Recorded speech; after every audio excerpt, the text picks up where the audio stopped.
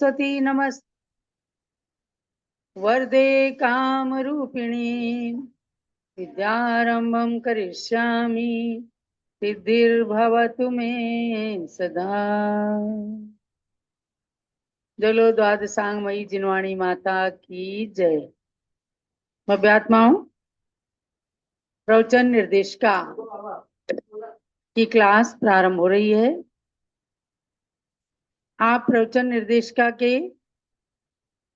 चारों अनुयोगों की सार्थकता नाम के प्रकरण को पढ़ रहे हैं और ये हमारा 7 नंबर का चैप्टर है। उसके अंदर पेज नंबर 124 से विषय की शुरुआत हुई है, जिसमें द्वादशांगमयी जिनवाणी माता के वर्तमान में उपलब्ध अंश ज्ञान के रूप में 4 अनुयोग दिए गए हैं कि चारों अनुयोगों में निबद्ध जिनवाणी का वर्तमान में हमें स्वाध्याय करना चाहिए। उसी के अंदर सारे द्वादशांग का सार छिपा हुआ है। प्रथमान योग, करणान योग, चरणान योग और द्रव्यान योग में जिनवाणी माता है। उसमें प्रथमान योग के माध्यम से आपने जाना कि इस धरती पर हुए महापुरुषों के चारित्र का आलंबन ले करके और हमें भी अपने चारित्र को, अपनी चर्या को और अपने जीवन को यथासंभव मोक्ष मार्ग में प्रवृत्त करना है। तो सहज है कि उसके बाद हमारा प्रश्न उठता है कि हम कहाँ हैं और ये लोग किस प्रकार का है, हम किस कर्म के कारण कौन सी गति में परिभ्रमण कर रहे हैं। बस इसी को बताने वाला करणान योग है और कुआचरण को, दुराचार को सदाचार के रूप में परिवर्तित करने की प्रेरणा देने वाले ग्रंथ चरणान योग के नाम से विभक्त जिनवाणी का सार बताते हैं। आपने जाना कि पंचम काल आज है और चतुर्थ काल में भी साधु और श्रावक दोनों ही मोक्ष मार्ग में प्रवृत्त रहा करते थे और आज पंचम काल में भी मोक्ष मार्ग पर गाड़ी चल रही है और उसमें भी श्रावक और साधु दोनों एक गाड़ी के 2 पहिए बन करके चरणान योग को सार्थक कर रहे हैं। आपने इस अनुयोग के माध्यम से जाना कि पंचम काल के अंत तक सच्चे संत और सच्चे श्रावक दोनों ही होते रहेंगे। हमें बड़े से बड़ा नियम और छोटे से छोटा नियम भी पालन करके अपनी चर्या को सार्थक करना चाहिए। चरणान योग के ग्रंथ, चाहे वो मूलाचार हो, भगवती आराधना हो, अनगार धर्मामृत, आचार सार, चारित्र सार आदि ग्रंथों का अध्ययन संत जन करते हैं और आप सब रत्नकरण श्रावकाचार और 36 श्रावकाचारों का अध्ययन करके अपने श्रावक के व्रतों को, श्रावक के नियमों को पालन करें। इसके लिए सर्वप्रथम सम्यक दर्शन को प्राप्त करना आवश्यक है।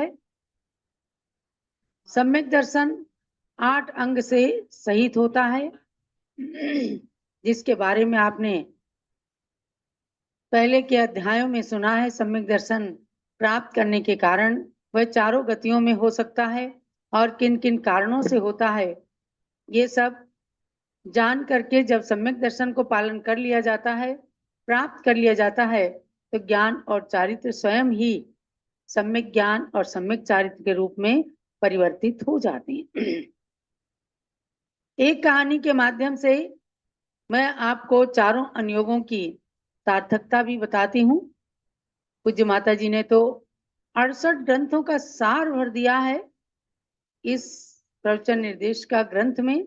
और इस चैप्टर के अंदर जो 7 नंबर का चैप्टर है, इस चैप्टर के अंदर चारों अनुयोगों की सार्थकता बता करके तो ये ज्ञात हो ही जाता है, ये बतला ही दिया है उन्होंने कि जीवन के अंदर चारों प्रकार के अनुयोगों के, चाहे एक एक, दो दो, तीन तीन ग्रंथों का स्वाध्याय अवश्य करें ताकि अपना ज्ञान परिपक्व हो जाए। तो आप जानेंगे कि किस प्रकार से हम एक एक अनुयोग को आत्मसात करें। एक बार की बात सुनो भाई, एक बच्चा माँ के संग चला, पथ में चलते चलते माँ ने सिखलाई कैसी ज्ञान कला। एक माँ अपने बच्चे की उंगली पकड़ करके चल रही है और उसके माध्यम से रास्ते में क्या क्या होता है उसको आपको जानना है।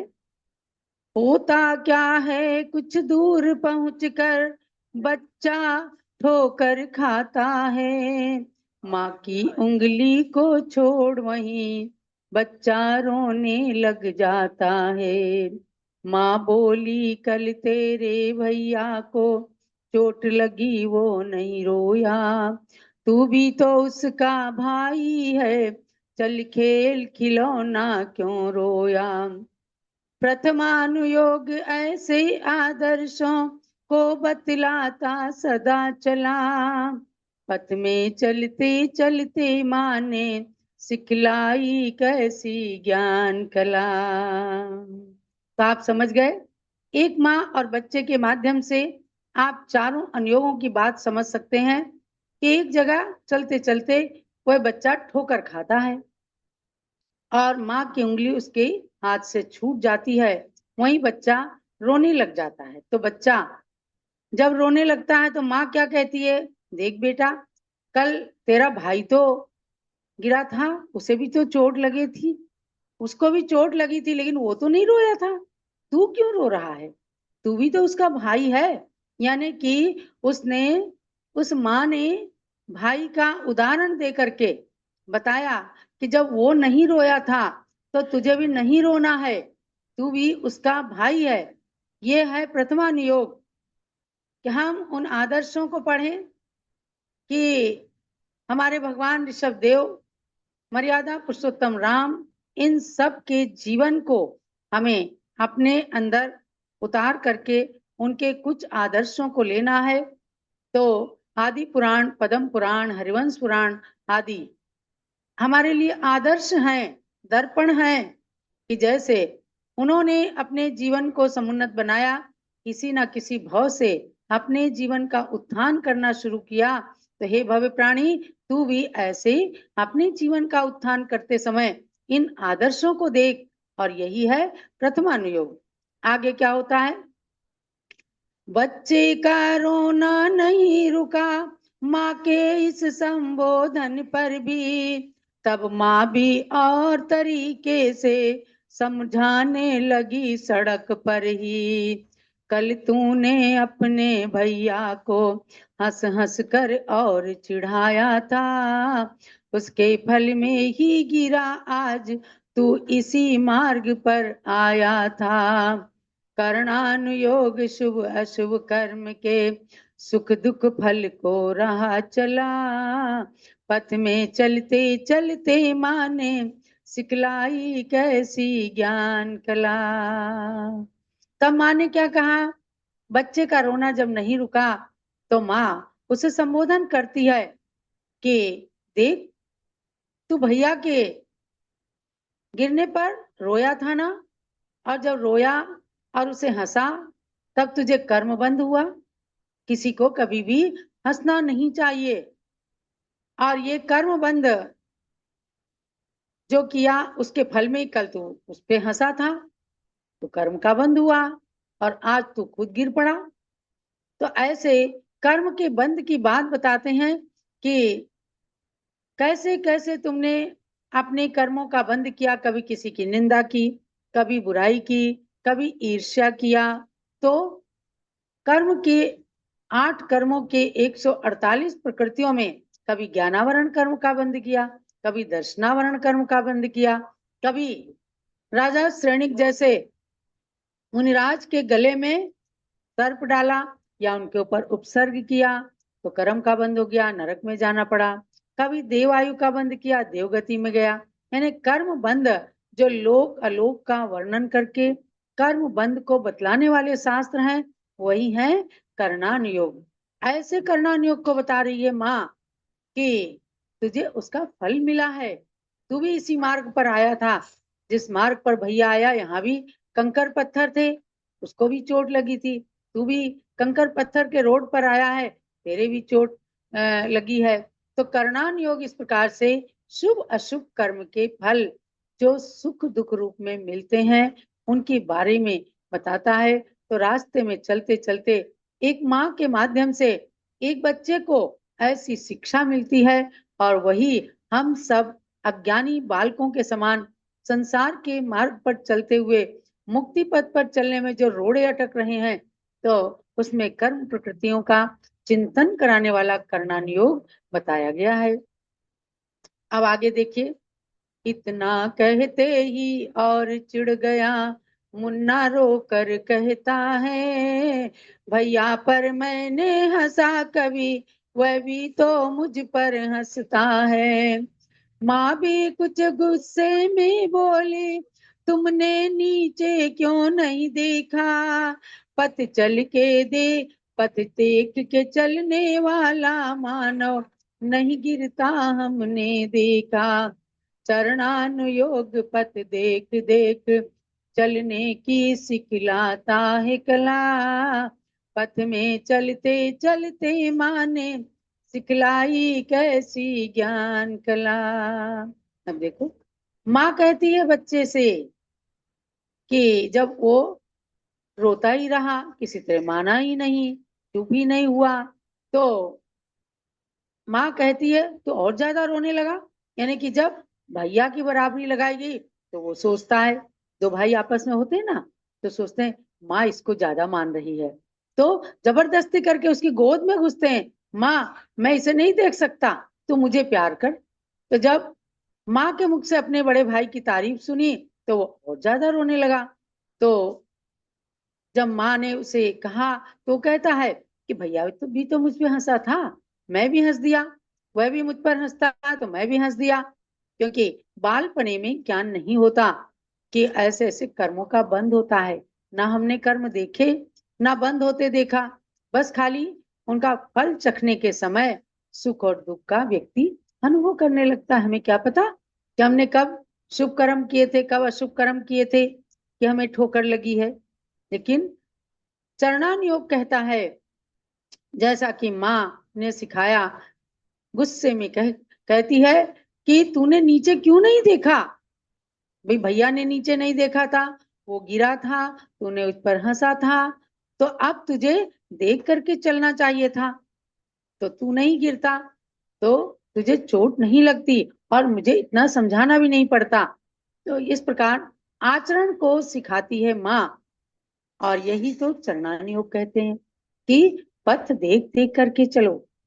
रास्ता देख के चलेंगे तो हम भटकने नहीं पाएंगे, रास्ता देख के चलेंगे हमें ठोकर नहीं लगेगी, रास्ता देख करके चलेंगे हम समझो सदाचरणा पालन कर रहे हैं। पहले श्रावक के व्रतों का यानी अष्टमूल गुण पालन करेंगे। यानी रास्ता देख देख करके चलना मतलब हम कभी भक्ष भक्षण नहीं करेंगे, हम मद्य मांस मधु का सेवन नहीं करेंगे। इन सब चीजों को बताने वाला चरणान योग है, जो एक माँ के माध्यम से चलते हुए रास्ते में बच्चे को सिखाया जाता है। यही देख देख करके चलने की कला हमें चरणान योग के ग्रंथ इस स्वाध्याय से ज्ञात होता है। फिर आगे 3 अनुयोग हो गए। तो भी वही बालक चुप न हुआ, आंसू का झरना फूट पड़ा, रोना सिसकी में बदल गया, माँ के आंचल पर कूद पड़ा। माँ तो ममता की मूरत है, उसने मुन्ने को उठा लिया, तू मेरा राजा बेटा है, नहीं चोट तुझे लगती भैया। द्रव्यानुयोग आत्मा को राजा बेटा कह जड़ से बदला, पथ में चलते चलते माने सिखलाई कैसी ज्ञान कला। एक बार जब रोना शुरू हो जाता है, उसके प्रति जब सिंपेथी सहानुभूति कोई दिखाता है, तो उसका रोना और ज्यादा बढ़ जाता है। ये आप भी प्रैक्टिकल देखते होंगे। जैसे जैसे माँ समझाती है, ऐसे ऐसे बच्चा और ज्यादा तेज रोने लगता है। और अब सिसक सिसक करके, फफक करके वो रोने लगा। जब माँ देखती है कि अभी तक तो बच्चे का रोना रुका ही नहीं, और ज्यादा तेज रोने लगा, उसने उसे गोदी में उठा लिया। क्या भैया, और कुछ नहीं, अब ये माँ का आंचल, माँ की गोदी चाहता है, और उसे चिपका करके उसे चुप करा दिया। और फिर क्या कहती है कि नहीं, राजा बेटा को चोट नहीं लगती। देखो, कई बार जब बच्चे को चोट लगती है तो आप जमीन को थपथपा के, मैं इसको मार दिया, और कहीं चींटी तो नहीं मर गई, कहीं तखत तो नहीं टूट गया। बच्चे की चोट को, उसके दर्द को कम करने के लिए माँ इस प्रकार से पॉइंट को, विषय को बदल देती है। तो उसने राजा बेटा कह करके और बच्चे को गोद में उठा लिया। तू मेरा राजा बेटा है, तुझे चोट नहीं लगी है। और जरा सा उसे सहलाती है, तभी बच्चा चुप हो जाता है। बहुत रोती, आज भी देखा, छोटा सा बच्चा आया, किसी तरह नहीं चुप हो रहा था। जैसे उसे माँ ने गोद में लिया, फिर पिता ने गोद में लिया, बस वो चुप हो गया, क्योंकि उस गोद को पहचानता है।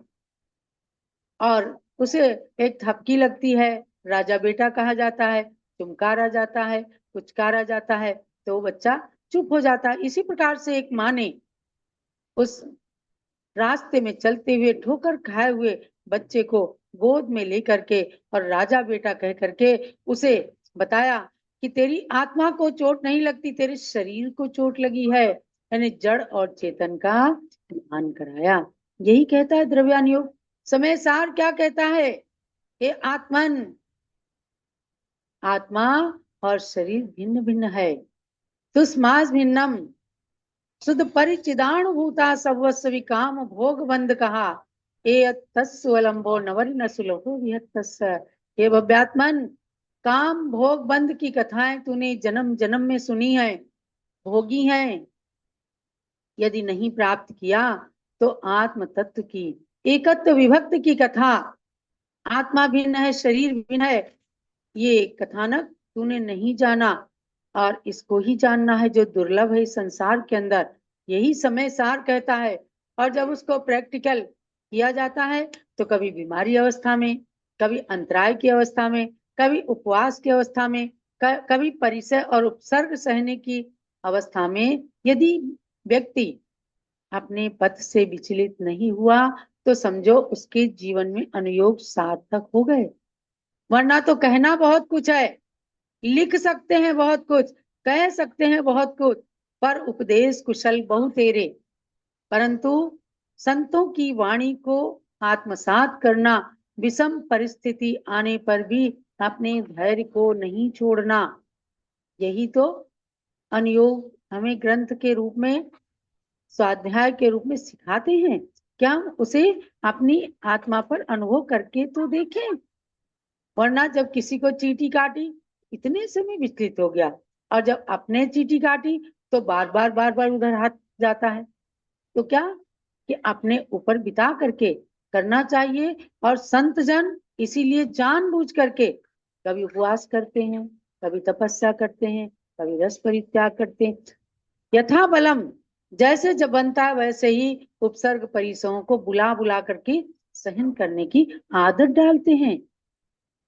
अभी अष्टानी का पर्व आया, आप लोगों में से भी किसी ने कुछ नियम किए होंगे, नहीं तो कम से कम दिन में भोजन करने का, रात में भोजन नहीं करने का, कंदमूल भक्षण नहीं करने का, ये सब छोटे छोटे तो नियम लेते हैं।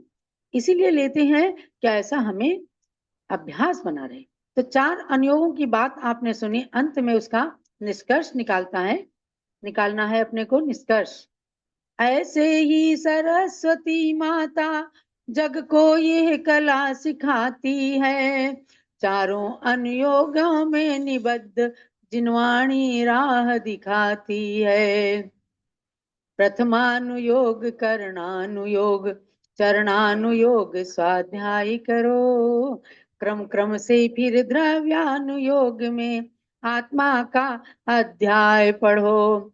चंदनामती जग इसी तरह से सीखेगा अध्यात्म कला। पथ में चलते चलते माने सिखलाई कैसी ज्ञान कला। एक माँ की कहानी के माध्यम से हमने 4 अनुयोग की बात सुनाई। बहुत पुराने समय में जब कभी शिविर लगा और पूज्य माता जी इन चीजों को पढ़ाती थी, तब मैंने काव्य के रूप में इस कथानक को लिखा कि इसी प्रकार से जिनवाणी माता, हमने संसार की माताएं, शरीर को जन्म देने वाली माताओं को अनंत अनंत भवों में बनाया और उनके द्वारा कभी कुछ सीखा, कभी पथ भटक गए और संसार में भ्रमण करते रहे। लेकिन ये जिनवाणी माता सरस्वती माता संसार को ये कला सिखाती है। चारों अनुयोगों में जो जिनवाणी निबद्ध है, द्वादश सांग की वाणी है, उसकी कला को आपको सीखना है। तो प्रथमानुयोग का स्वाध्याय करो, यानी पहले पुराण ग्रंथ पढ़ो, कहानियां पढ़ो। अगर आपको पुराण, बड़े बड़े पुराण पढ़ने की फुर्सत नहीं है या मन नहीं लगता है, तो आप छोटी छोटी किताबें पढ़ो। ज्ञानमती माता जी ने सारे ग्रंथों के मक्खन निकाल निकाल के छोटी उपन्यास की पुस्तकों में लिख दिया। आदि ब्रह्मा, पूरा आदि पुराण का सार छोटे से उपन्यास में लिख दिया।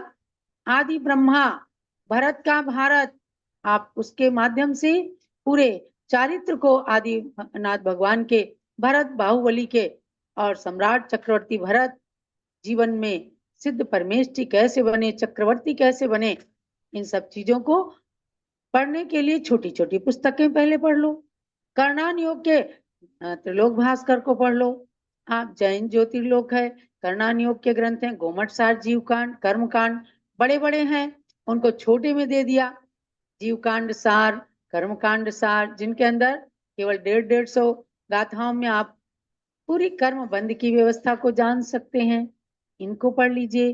चरणान योग में आपको बड़े सुंदर सुंदर ग्रंथ दिए हैं। उन्होंने मूलाचार का खूब अच्छा हिंदी में अनुवाद कर दिया। पूरे देश के संत समूह में उनका स्वाध्याय किया जाता है। मूलाचार भाग 1, भाग 2, ऐसे रत्नकरण, शावकाचार, इन सब ग्रंथों को मंगा लो, पढ़ लो। 6 ढाला सुंदर सी है, प्रश्न उत्तर हैं, तो उनको मंगाओ, पढ़ो। और द्रव्यान योग, समय सार अगर पढ़ना ही है तो आप गुरु मुख से पढ़ो, ताकि समय सारी नहीं बन पाओ, समय सार के सार को समझ सको। ऐसा समय सार जिसकी अमृत चंद्र सूरी की टीका, आचार्य जयसेन स्वामी की संस्कृत टीका, दोनों का हिंदी में अनुवाद करके ऐसा सुंदर समन्वय कर दिया है पूज्य माता ने। 2 भागों में प्रकाशित हुए और अभी स्वामी जी ने उनको प्रकाशित करके पुनः सारे संघों के अंदर सब साधुओं के स्वाध्याय के लिए भेजा है। ज्ञान दान का महान पुण्य अर्जित किया है उन्होंने भी, और उसको दान करने वाले भी, श्रावक ने भी पुण्य का अर्जन कर लिया। ऐसा ज्ञान दान का पुण्य सदैव अर्जित करना ही चाहिए। तो इन चारों अनुयोगों के ग्रंथों का थोड़ा थोड़ा तो स्वाध्याय कर सकते हो। अपना जीवन, मानव जीवन छोटा है, लेकिन उसके अंदर भी अपने समय को सदुपयोग करने के लिए कभी कभी ग्रंथों का स्वाध्याय अवश्य करो।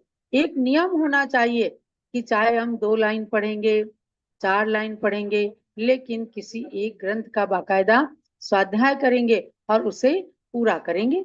चाहे धीरे धीरे हो, लेकिन वह स्वाध्याय कब आपके जीवन में सार्थक हो जाए और मानव जीवन को एकदम समुन्नत बना दे, कुछ पता नहीं है।